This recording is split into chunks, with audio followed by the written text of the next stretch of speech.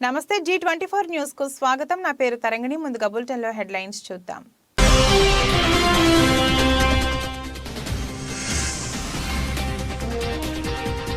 Central నైజీరియాలో కాల్పులు, 160 మంది మృతి.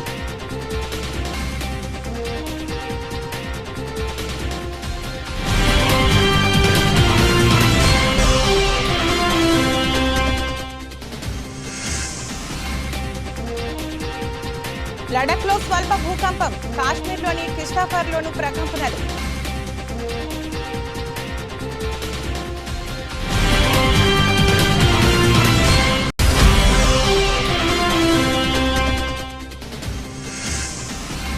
దేశంలో ఒక్కరోజే 628 కొత్త కేసులు, 4054కు చేరిన మొత్తం యాక్టివ్ కేసులు.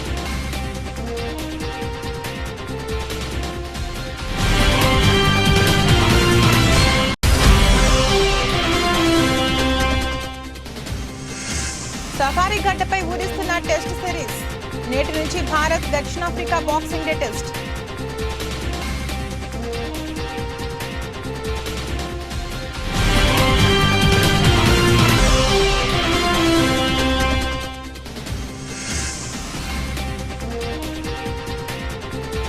బిజినెస్ రివ్యూ 2023 ఇన్వెస్టర్లకు భారీ లాభాలను పంచిన చిన్న షేర్లు.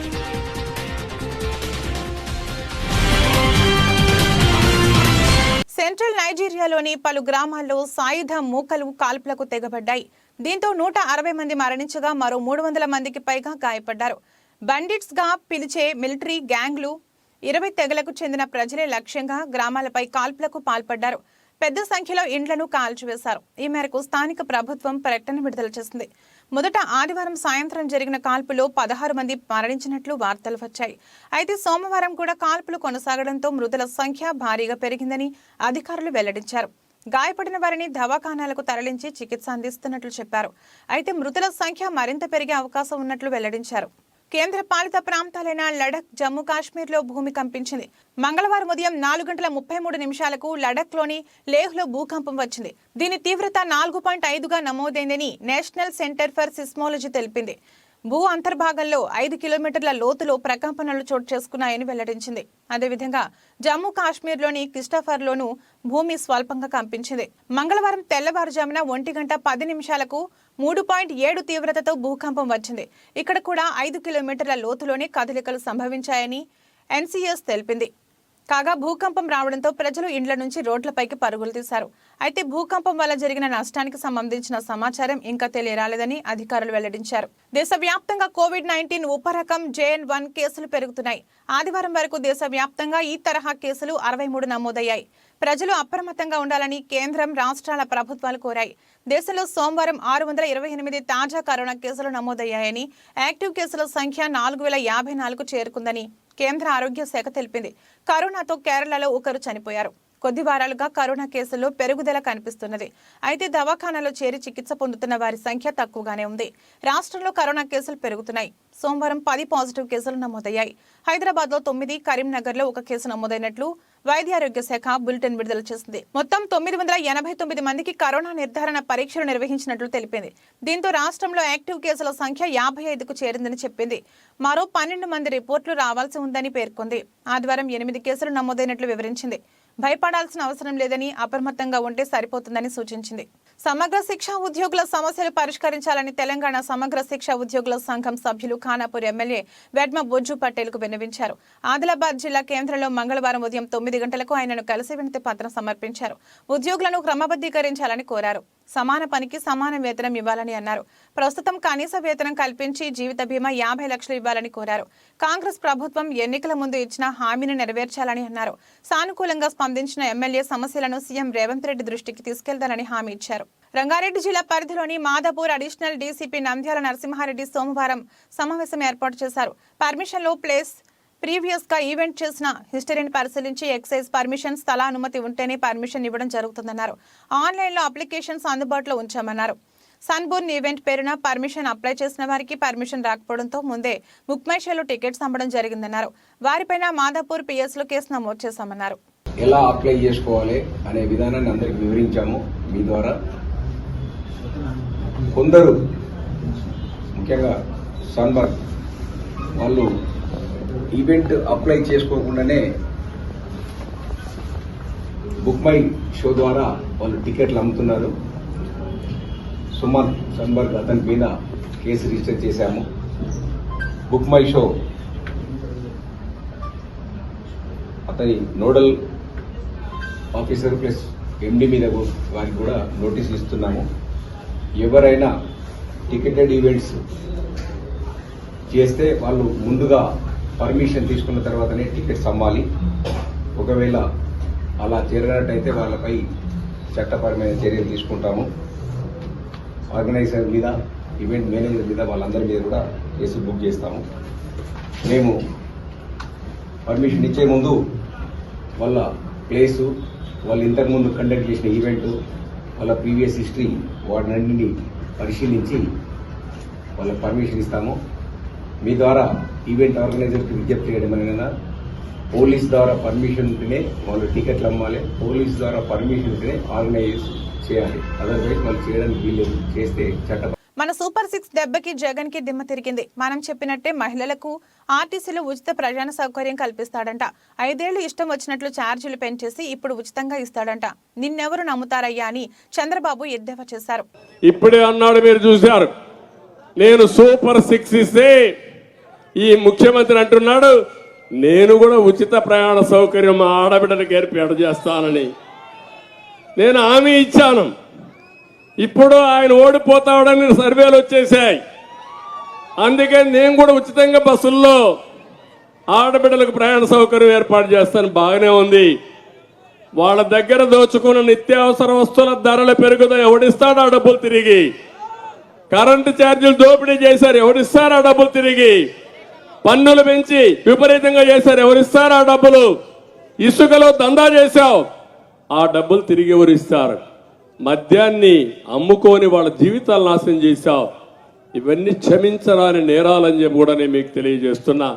అందుకే నేను ఒక మాట అన్నాను, మార్చవలసింది ఎమ్మెల్యేలు కాదు, మార్చవలసింది ఎవరిని? పెనమలూరు నియోజకవర్గం ఉయ్యూరు మండలంలో రాజుపేట గ్రామంలో రాష్ట్ర బీజేపీ అధ్యక్షురాలు దగ్గుబాటి పురంధేశ్వరి వెంకటేశ్వరరాజు ఆధ్వర్యంలో బీజేపీ జెండా ఆవిష్కరించారు. అనంతరం మీడియాతో మాట్లాడుతూ ఈ రాష్ట్రంలో జనసేన పార్టీతో కేంద్ర అధిష్టానం మేరకు బీజేపీ పార్టీ పొత్తు ఉంటుందని అన్నారు. రాష్ట్రంలో వైసీపీ ప్రభుత్వ అరాచక పరిపాలనని రాష్ట్ర ప్రజల సమాధి చేసే అవకాశం ఉందని, కేంద్ర ప్రభుత్వం ఆంధ్ర రాష్ట్ర ప్రభుత్వానికి అభివృద్ధి కొరకు నిధులను సక్రమంగా అందించిన రాష్ట్ర ప్రభుత్వం నిధులను దుర్వినియోగం చేసి రాష్ట్ర అభివృద్ధి వెనుకబాటు పడటంలో ప్రథమ స్థానంలో ఉందని అన్నారు. కాకినాడ జిల్లా పెద్దాపురం బైబిల్ మిషన్ స్వర్ణ దేవాలయంలో reverend doctor G R Emmanuel Raj మరియు జాన్ మోజెస్ దాస్ల ఆధ్వర్యంలో గ్రాండ్ క్రిస్మస్ వేడుకలు ఘనంగా నిర్వహించారు. ఈ వేడుకకు ముఖ్య అతిథిగా ఆంధ్రప్రదేశ్ రాష్ట్ర తెలుగుదేశం పార్టీ మాజీ హోంమంత్రి మరియు పెద్దాపురం శాసనసభ్యులు నిమ్మకాయల చినరాజప్ప విచ్చేశారు. Merry Christmas, very happy Christmas. క్రీస్తు నేడు పుట్టెను, హల్లెలూయా. క్రీస్తు మన కొరకు పుట్టెను, హల్లెలూయా. క్రీస్తు పాపుల కొరకు పుట్టెను, హల్లెలూయా. Happy Christmas, merry Christmas, merry Christmas. Happy Christmas. సర్వశక్తిమంతుడైన దేవాది దేవుడు అన్ని లోకములకు అవతల వంచబడినటువంటి మహనీయుడు, మహోన్నతుడు, ఆయన రూపమును, ఆయన తేజస్సును, ఆయన ప్రభావాన్ని తగ్గించుకుని మానవుల పాప పరిహార్థము కొరకు, మానవులను పరిశుద్ధులుగా చేయుట కొరకు 2023 సంవత్సరాల క్రితమే దేవలోకము నుండి భూలోకానికి వచ్చి నరుడుగా పుట్టిన ఈ పుట్టుక వేడికి క్రిస్మస్. ఆయనను ఆరాధించుట, క్రిస్మస్ అనగా ఆరాధించుట, క్రీస్తుని ఆరాధించుట. యావత్తు ప్రపంచమంతా ఈ క్రిస్మస్ వేడుకలలో పాల్గొని సంబరాలు చేసుకుంటూ అమరాని కంటేలాగా అనేకమైన సంతోష గానములతో, గీతాలతో ప్రభుని స్తుతిస్తూ ఆరాధిస్తున్న ఈ క్రిస్మస్ వేడుకను బట్టి మేము ఎంతో సంతోషిస్తున్నాము. స్వర్ణ దేవాలయం బైబిల్ మిషన్ వారు నిర్వహించిన ఈ గ్రాండ్ క్రిస్మస్ కు వచ్చిన మీ ಎಲ್ಲರಿಗೂ ప్రభు యొక్క కృప తోడే ఉండి నడిపించును గాక. ఆమేన్.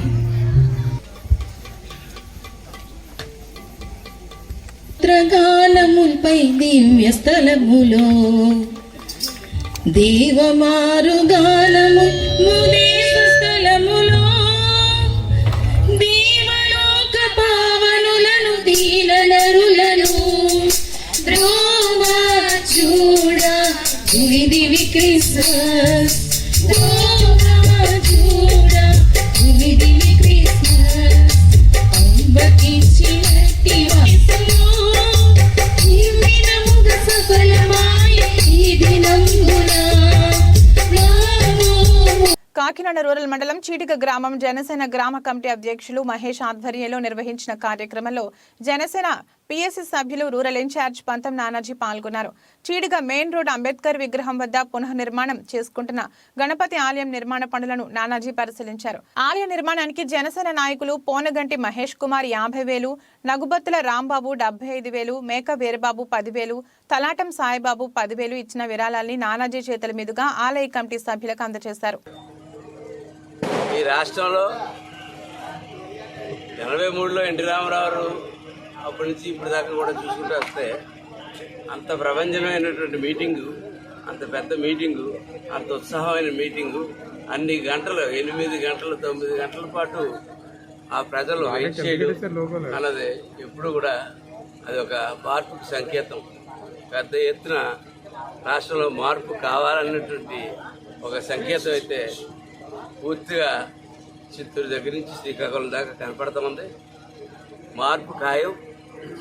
అధికారంలోకి రావడం దేశం యొక్క ఉమ్మడి ప్రభుత్వం అధికారంలోకి రావడం అన్నది ఖాయం అయిపోయింది. ఇకపోతే అంతసేపు మీరు అధికారాల గురించి మాట్లాడుకుంటారు, అసలు ప్రజల గురించి ఎవరు పట్టించుకుంటున్నారని చెప్పి చాలామంది ప్రజలు అడుగుతూ ఉన్నారు. ఈ మధ్య వీళ్ళు ఇచ్చిన తర్వాత నిత్యం వీళ్ళు చేసే అదోపాల గురించి వాళ్ళకి ఖండిస్తూ ఉండడానికే సరిపోతూ ఉంది.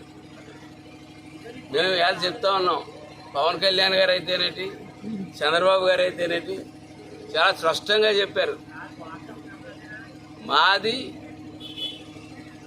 అభివృద్ధి ఒకటే కాదు సంక్షేమం కూడా చూసేటటువంటి ప్రభుత్వం. చాలా చెత్త ప్రచారం చేస్తా ఉన్నారు వైసీపీ వాళ్ళు.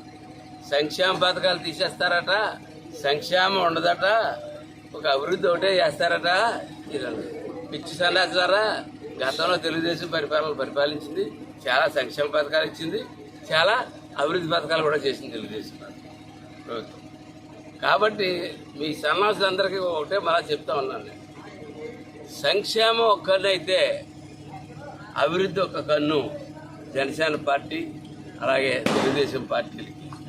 కాబట్టి ప్రజలు ఆ విషయంలో బట్టి ఇట్టి బస్సులు ఏ బెంగా పెట్టుకోవద్దు. ఇక మన లోకల్ రాజకీయాలకు వస్తే మనం ఇక్కడ చూస్తానే ఉన్నాం, అసలు ఏ రకమైన రాజకీయం జరుగుతుందన్నది మనకు అర్థం కావట్లేదు. నిత్యం ఎలక్షన్ జరిగిన దగ్గర నుంచి ఈవేళ తిరిగి ఎలక్షన్ వచ్చేదాకా కార్యకర్తలను వేధించడం, నాయకులను వేధించడం, అట్టిపళ్ళు అమ్ముకునేవాడి దగ్గర నుంచి ఎక్కడో పెద్ద బిల్డర్ దగ్గర నుంచి ప్రతి ఒక్కరిని అసలు అట్టిపళ్ళు అమ్ముకునేవాడు, రోడ్డు పక్కన అట్టిపళ్ళు అమ్ముకునేవాడు ఏ పార్టీ అయితే నీకు ఎందుకు? ఆ అట్టిపళ్ళు అమ్ముకున్న వాడిని తీసుకుని ఇబ్బంది పెట్టి పరిస్థితి నీకు ఎందుకు వచ్చింది? ఇటువంటి చెత్త పరిస్థితులు చేయబట్టే చంద్రశేఖర్ రెడ్డి అయినా అవ్వచ్చు, కన్నబాబు అన్న అవ్వచ్చు, ఈ శని కింద ఆఫర్ ఇచ్చినటువంటి వీళ్ళిద్దరినీ కూడా ఈ జిల్లా నుంచి ఇక్కడి నుంచి ఖచ్చితంగా తరిమి కొట్టాలి. ఇవాళ చీడిగలో చెప్తా ఉన్నాను, ఖచ్చితంగా ఎన్నికల సమయంలో కాంగ్రెస్ పార్టీ గెలుపుకు మద్దతు ఇచ్చి ఖమ్మం అసెంబ్లీ నియోజకవర్గంలో తుమ్మల గెలుపుకి కృషి చేసిన సిపిఐ-ఎంఎల్ ప్రజాపంథ రాష్ట్ర కార్యదర్శి పోటు రంగారావు ప్రజాపంథ నాయకులకు కృతజ్ఞత తెలుపుతూ ఉదయం ఖమ్మం పట్టణం బైపాస్ రోడ్లోని సిపిఐ-ఎంఎల్ ప్రజాపంథ కార్యాలయానికి వచ్చి ఈ కార్యక్రమంలో సాధు రమేష్ రెడ్డి, అశ్రీఫ్ గుప్తా, వెంకటేశ్వర్లు, చావా నారాయణరావు, బోయినపల్లి లక్ష్మణ్, పొట్ల వీరేంద్ర, జంగం భాస్కర్, కూల్ హోం ప్రసాద్, శెట్టి రంగారావు, బోడా శ్రావణ్, ఎంఎల్ పార్టీ నాయకులు, ఇల్లందు మాజీ ఎమ్మెల్యే గుమ్మడి నరసయ్య, జిల్లా కార్యదర్శి బోకినపల్లి వెంకటేశ్వరరావు, రాయల చంద్రశేఖర్, గుర్రం అచ్చయ్య, జి రామయ్య, పి ఝాన్సీ, ఆవుల మంగతాయి, అశోక్ పాల్గొన్నారు.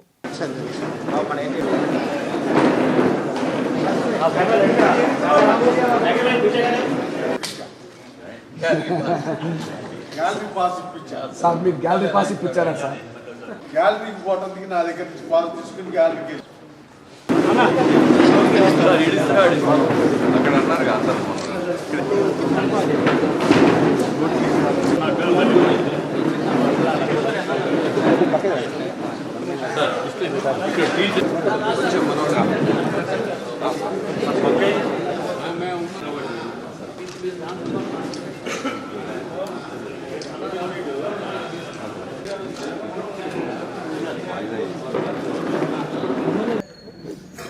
కష్టపడుతున్నారో పోరాటం చేస్తున్నారో ఆ సమస్యల పరిష్కారం కోసం వాళ్ళ జీవితాలు మెరుగుపడటం కోసం వాళ్ళు కూడా కొండల్లో కోణంలో ఉంటున్నటువంటి ముఖ్యంగా గిరిజనులు అదేవిధంగా ఆ ప్రాంత మౌలిక వసతుల కల్పన కోసం పెద్ద ఎత్తున నాకు ఆ భగవంతుడు ఇచ్చిన శక్తి మేరకి ఆ రోజుల్లో బాటన్న అరుణక్క ముత్తయ్య కృష్ణ ప్రజాప్రతినిధి యొక్క సహకారంతో గుండాల ఆడపిల్లే కాకుండా వాజేడు నుంచి విఆర్పురం చింతూరు దాకా నా అధికార కాలం ఎక్కువ ఆయా ప్రాంతాలకే. ఎందుకంటే ఇక్కడ ఉన్నటువంటి మైదాన ప్రాంతంలో ఉన్నటువంటి వాళ్ళకి అధికారులు అందుబాటులో ఉంటారు, ప్రజాప్రతినిధులు అందుబాటులో ఉంటారు, వాళ్ళకి నోరు తెరిచి అడిగే శక్తి ఉంటుంది, ఏదో రకంగా వాళ్ళు చేయించుకోగలుగుతారు. కానీ వాళ్ళకి అడిగేటటువంటి అవకాశం లేదు, వాళ్ళ దగ్గరికి అధికార యంత్రాంగం కానీ ప్రజాప్రతినిధులు వెళ్ళే అవకాశం ఉండదు. కాబట్టి ఎక్కువ నేను అధికారులు నా ప్రాంతానికే తీసుకెళ్ళి వాళ్ళ కష్టాలు చూపించి వాళ్ళకి ఆ కష్టాలు తొలగేదానికి మౌలికంగా ఏం చేస్తే ఆ ప్రాంతాలకు అవకాశం ఉంటుందో విద్యా వైద్య సౌకర్యాలతో పాటు వాళ్ళ వ్యవసాయానికి నిమ్మవారు కానీ ఇంకోటి ఉండల కాదు చెరువులు భీమునిపాలెం వాడి పాపం గిరిజనులు నా దగ్గరికి నడుచుకుంటూ వచ్చే రోజులుండే. అటువంటి నాకు వీలైన కాడికి పరిష్కారం చేశాను. విద్యాపరంగా వైద్యపరంగా కూడా ముఖ్యంగా ఆ మండలాలకి వాజోడు కావచ్చు, చింతూరు, విఆర్పురం, కొనవరం ఆ రోజుల్లో ఉమ్మడి రాష్ట్రంలో ఉన్నటువంటి వాటికి ఎక్కువ సౌకర్యాలు కల్పించి జిల్లా ఎక్కువ భాగం కొండల్లో కోణంలో అటవీ ప్రాంతంలో ఉన్నటువంటి గిరిజన ప్రాంతం కాబట్టి వాటి మేలు కోసమే నేను పనిచేశాను. కాబట్టి నాకు ఆ సంతృప్తి ఉంది. మళ్ళీ మీ అందరి యొక్క సహకారంతో ఈ ప్రభుత్వంలో కూడా నాకు అవకాశం వచ్చింది. తప్పకుండా మిగిలిన పనులు చేసే శక్తి మీరు ఆ భగవంతుడు నాకు కల్పించాలని చెప్పి మిమ్మల్ని అందరినీ ప్రార్థిస్తూ తప్పకుండా మీ ఆలోచన విధానానికి అనుగుణంగానే మా పరిపాలన ఉంటుంది. పేదల పక్షాన, బడుగుల పక్షాన, బలహీన వర్గాల పక్షాన ఏం చేయగలుగుతామో అది చేసేటటువంటి అవకాశం తప్పకుండా తీసుకుంటానని చెప్పి విజ్ఞప్తి చేస్తూ, మొన్నటి ఎన్నికల్లో మీరు కొన్ని రోజులు అసలు ప్రజాస్వామిక పద్ధతిలో మేము ఓటు వేయం అన్నప్పుడు కూడా మిమ్మల్ని ఇబ్బంది పెట్టాలి, మేము వేసుకుంటాం అన్నప్పుడు కూడా మిమ్మల్ని నేను అడగలేదు.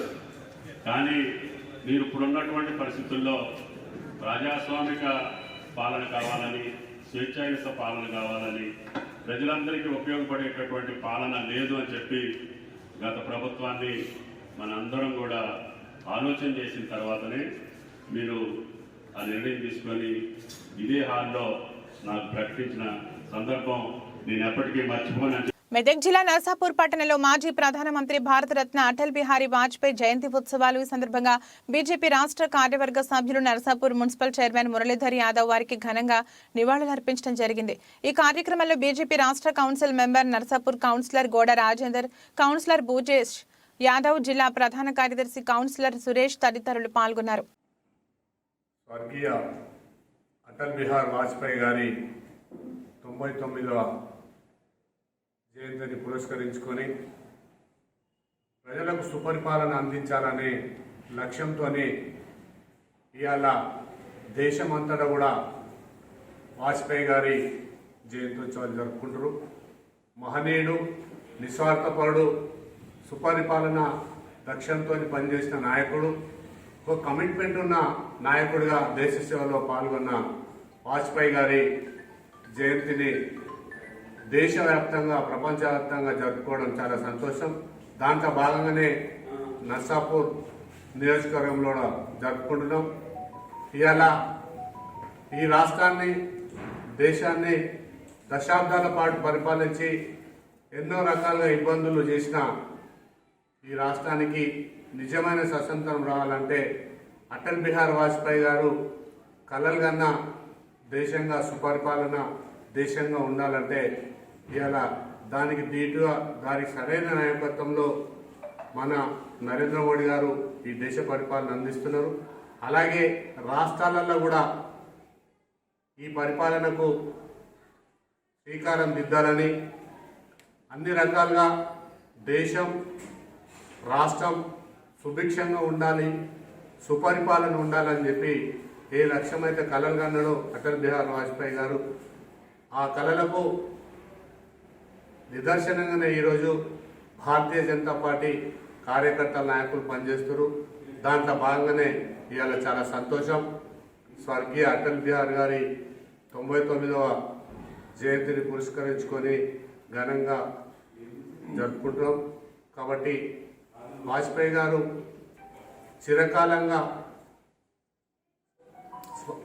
చిరకాల వాంఛను నిజం చేసే విధంగా ఇవాళ దేశం ముందుకు పోతుంది, రాష్ట్రం కూడా ముందుకు పోవాలని, ఆయన కలలు కన్న కళలన్నీ కూడా నిజం చేయాలని అందరం పనిచేద్దామని ఈ సందర్భంగా తెలియజేస్తున్నాం.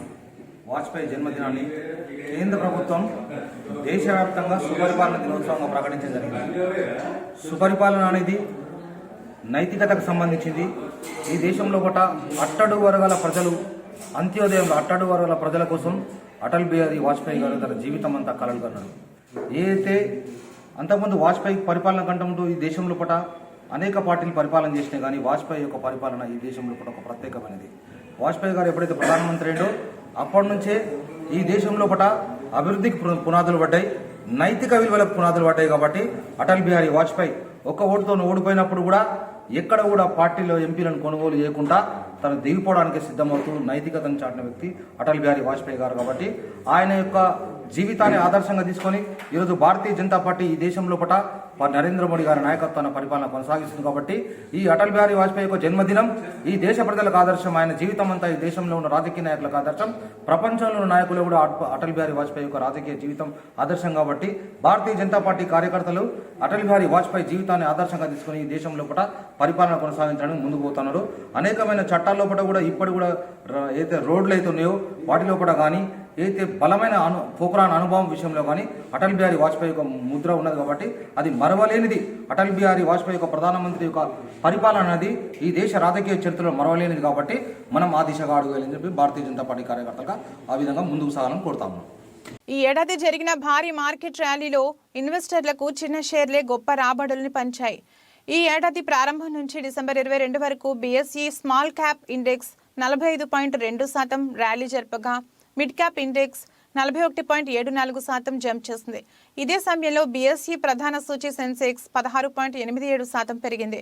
సెన్సెక్స్ తో పాటే స్మాల్ మిడ్ క్యాప్ ఇండెక్స్లు సైతం చారిత్రాత్మక రికార్డు స్థాయిల్ని చేరాయి. ర్యాలీలో అధికంగా రిటైల్ ఇన్వెస్టర్లు పాల్పంచుకోవడంతో పాటు దేశ స్థూల ఆర్థిక ఫండమెంటల్స్ పట్ల ఆశాభావం నెలకొనడంతో స్మాల్ మిడ్ క్యాప్ షేర్లు జోరుగా పెరిగాయని విశ్లేషకులు చెప్పారు. Mid cap small cap funds లోకి భారీగా సిప్ పెట్టుబడులు రావడం కూడా ర్యాలీకి కారణమన్నారు. మొత్తంగా ఆర్థిక వ్యవస్థ అవుట్లుక్ బాగుంటే స్మాల్ మిడ్ క్యాప్ విభాగాలు ర్యాలీ స్పీడ్ గా ఉంటుందని AUM capital national head Mukesh Kochhar వివరించారు. దక్షిణాఫ్రికా పర్యటనలో T20 సిరీస్ ను సమం చేసుకుని వన్డే సిరీస్ చేజిక్కించుకున్న టీమిండియా ఇప్పుడు అసలు సిసలు సమరానికి సమాయత్తమైంది. ప్రతి ఒక్కరూ ఆసక్తిగా ఎదురుచూస్తున్న 2 మ్యాచ్ల టెస్ట్ సిరీస్ కు మంగళవారం తెరలేవనుంది. పేస్ కు సహకరించే సెంచూరియన్లో ఇరు జట్ల మధ్య నేటి నుంచి తొలి టెస్టు ప్రారంభం కానుంది. 1992 నుంచి మొదలుకుని ఇప్పటి వరకు 31 ఏండ్లలో 8 సార్లు దక్షిణాఫ్రికాలో పర్యటించిన టీమిండియా ఒక్కసారి కూడా టెస్ట్ సిరీస్ గెలవలేకపోయింది. ఒకే ఒక్కసారి సిరీస్ డ్రా చేసుకుని మిగిలిన 7 సార్లు ప్రత్యర్థికి కప్పు అప్పచెప్పింది. ఈసారి ఆ లెక్కలు సరిచేయాలనే ఉద్దేశంతో భారత జట్టు ఉంటే అజేయ రికార్డు కొనసాగించాలని ప్రోటీస్ రెడీ అవుతున్నారు. బులెటిన్ ముగించే ముందు హెడ్లైన్స్ మరొకసారి.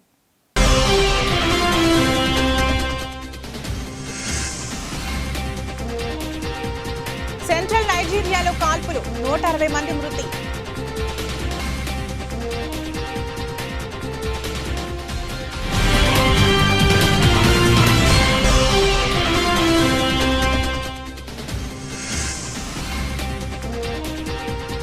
లడఖ్ లో స్వల్ప భూకంపం, కాశ్మీర్లోని కిష్టాఫర్లోను ప్రకంపనలు.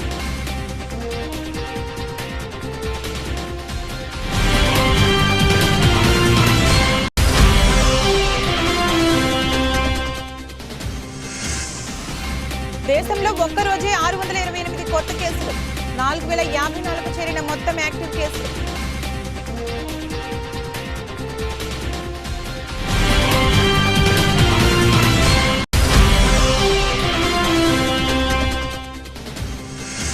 సఫారీ గడ్డపై ఊరిస్తున్న టెస్ట్ సిరీస్. నేటి నుంచి భారత్ దక్షిణాఫ్రికా బాక్సింగ్ డే టెస్ట్.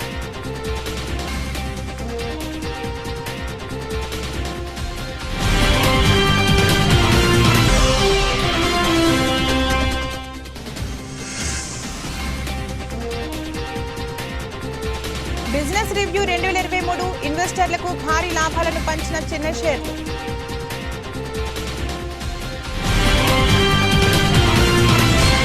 ఇదే రోజు బులెటిన్. మరో బులెటిన్లో మళ్ళీ కలుద్దాం. అంతవరకు సెలవు. నమస్కారం.